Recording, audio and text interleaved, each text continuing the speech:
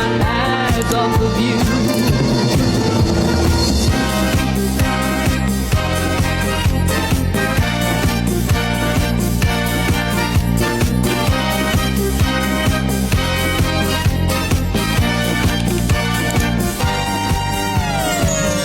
Halo guys, kita dari kelompok 5. Di sini kita mau nge-vlog tentang Museum Sangiran. Kenalin, aku Disa. Kenalin, aku Nada. Kenalin, aku Ajmala, biasa dipanggil Lala. Kenalin, aku Erlina. Aku Hasna. Halo guys, di sini kita ada di Museum Manusia Sangiran. Dan ikutin vlog kita terus ya. Oke guys, pertama-tama sebelum kita masuk, kita diwajibin buat baris biar kita bisa tertib. Nah, ini merupakan jalan masuk ke museumnya. Halo guys, jadi tempat pertama yang kita kunjungi itu museum Manusia Purba. Ya.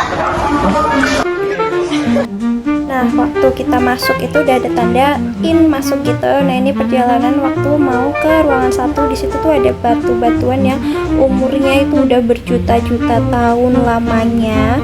Oke, terus ini masuk ke ruangan 1-nya.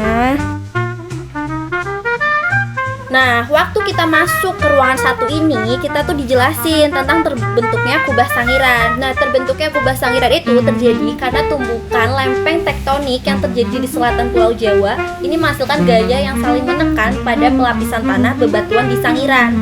Gaya yang saling menekan ini mengakibatkan pengangkatan pada permukaan tanahnya membentuk menyerupai kubah.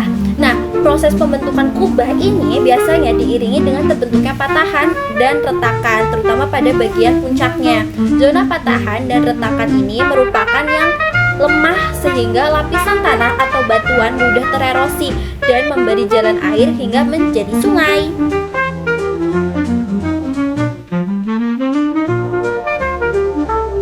Nah, ini tuh masih di ruangan 1 nih teman-teman. Di sini dijelasin tentang temuan fosil tengkorak yang ditemukan oleh Towi Kromo dan Tukimin pada lokasi Pucung yang ditemukan pada tahun 1969.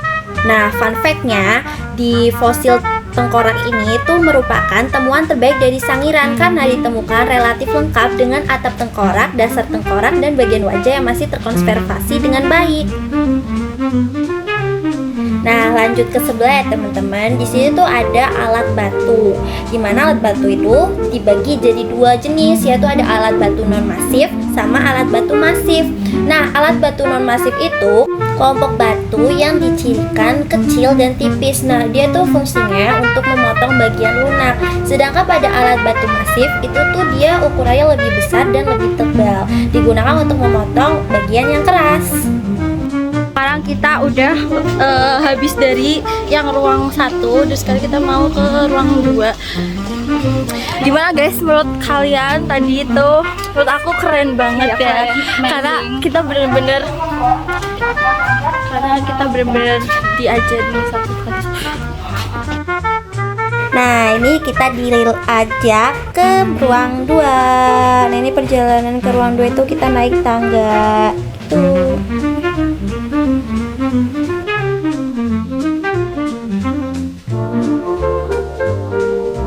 Oke teman-teman, di sini kita udah masuk ke ruang 2. Dimana ruang 2 ini waktu kita awal masuk, kita udah disuguhin sebuah video tentang terbentuknya alam semesta.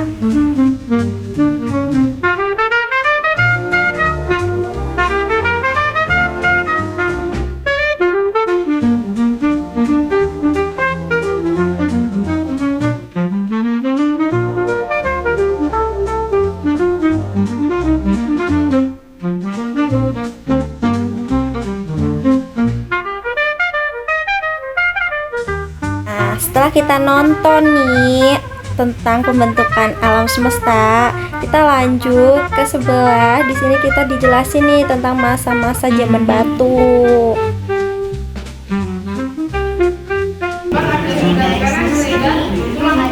Fosilnya dinosaurus pas seperti itu.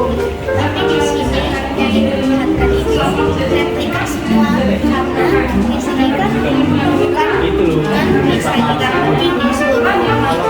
Jadi yang di Sangiran ini cuma replika.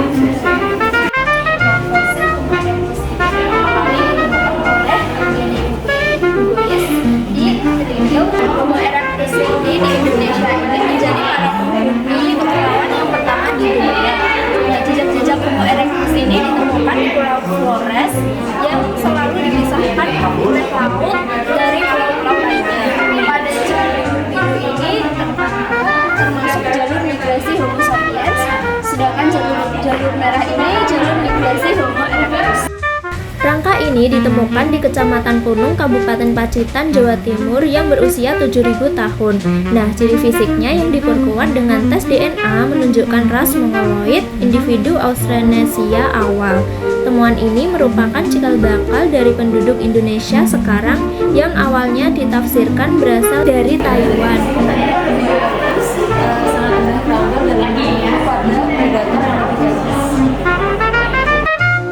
Oke guys, di sini itu ada gambaran manusia purba, bagaimana dulu manusia purba itu berburu. Nah, ini.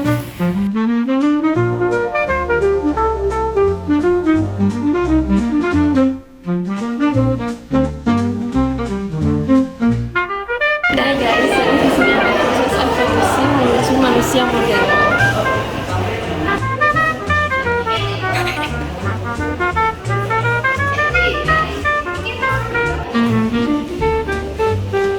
Oke guys, dan di sini tuh ada biosfera geografi Sangiran. Di sini tuh ada lampu biru ya. Nah nanti kita akan ke sini lampu biru dan pada sini tuh ada formasi Kalibeng. Nah itu nanti di sini. Nanti habis itu di atasnya itu ada Breksi Laharik. Breksi Laharik nanti kita akan ke sana. Nah ini juga tuh pada saya tuh juga formasi Pucangan. Ada lempung hitam juga di sini.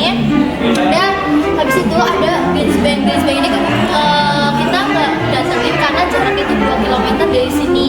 Nah, jadi jelas yang di gambar ini itu kayak yang tadi dijelaskan.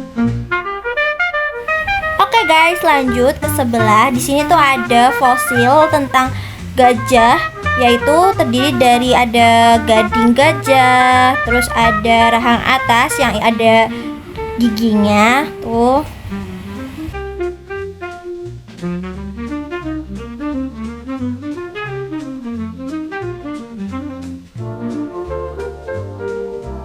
Di sini ada tulang paha kiri gajah, terus di sana ada gigi gajah, bagian rahang atas kepalanya, terus di sana ada gadingnya.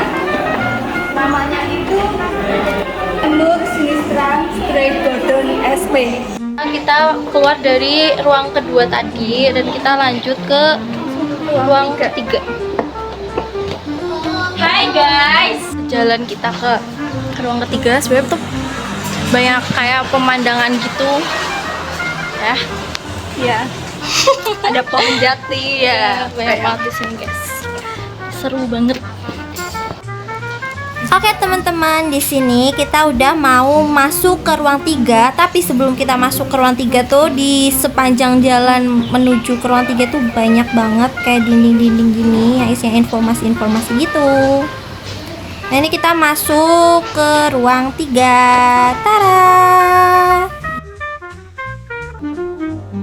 Oke teman-teman, kita udah masuk ke ruang 3. Nah ini ruang 3 itu isinya banyak banget dan menarik-menarik banget. Terutama kita banyak ketemu fosil-fosil juga. Nah, di sini ada Sangiran 27. Nama fosilnya emang Sangiran 27 karena menurut tour guide ya, Sangiran 27 itu merupakan masterpiece-nya fosil yang ada di Sangiran.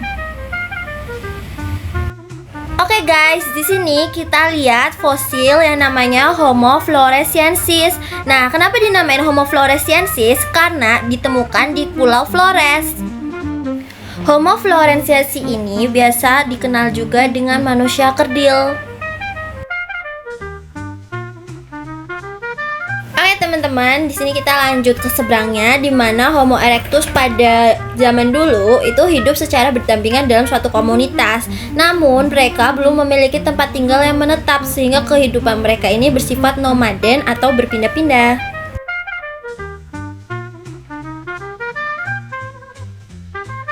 Nah, sekarang kita lagi di lokasi ekskavasi buat nyari fosil yang udah terkubur ribuan bahkan jutaan tahun. Jadi proses pencarian fosil itu nggak bisa asal gali. Kita pakai alat-alat kayak kuas, sekop kecil, dan brush biar nggak ngerusak struktur fosil yang rapuh banget. Nah, berikut ini merupakan hasil temuan dari galian para penemu fosil, seperti senjata yang digunakan pada masa purba. Untuk berburu pada zaman purba, nah sekarang pada agak modern dikit. Ada kapak neolitik di sini. Bentuknya tuh kayak lonjong gitu ya. Terus di sini ada kapak neolitik lagi, tapi agak bentuk kayak agak tajam gitu ya, agak tajam di sininya. Terus ada kapak lagi.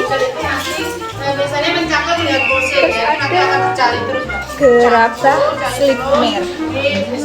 Di ruang 3 kita mau keluar habis ini setelah ngasih rating kepuasan ini gitu. Jadi di sini tuh pada ngantri buat ngasih nilai rating kepuasan gitu. Jadi nanti kita mau lanjut lagi. Guys, jadi kita udah selesai di sini. Kita bakal lanjut ke lapangannya. Jadi buat lihat penemuan fosilnya. Ya, jadi terus ikutin kita terus buat lihat fosil-fosil yang lainnya. Bye. Teman-teman, di sini kita udah sampai di daerah depan dari museumnya. Nah, di sini kita ditunjukin tentang adanya air asin yang masih mengalir hingga sekarang. Dan di sini tuh membuktikan bahwa dulu Sangiran itu berupa lautan.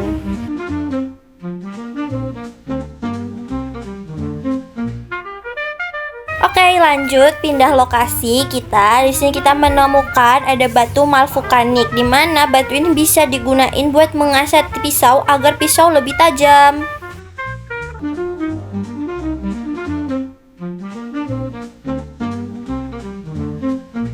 Ini kan ada lempung tupaan warnanya hitam. Nah, ini ada lempung yang dari abu vulkanik dan plankton. Tupaan. Lempung warnanya hitam. Lempung hitam atau lempung tupuan itu sama aja. Yes, sama aja. Ya. Dokumenter itu berbeda. Jadi masyarakat Sangiran itu sudah tahu ini fosil, ini batu.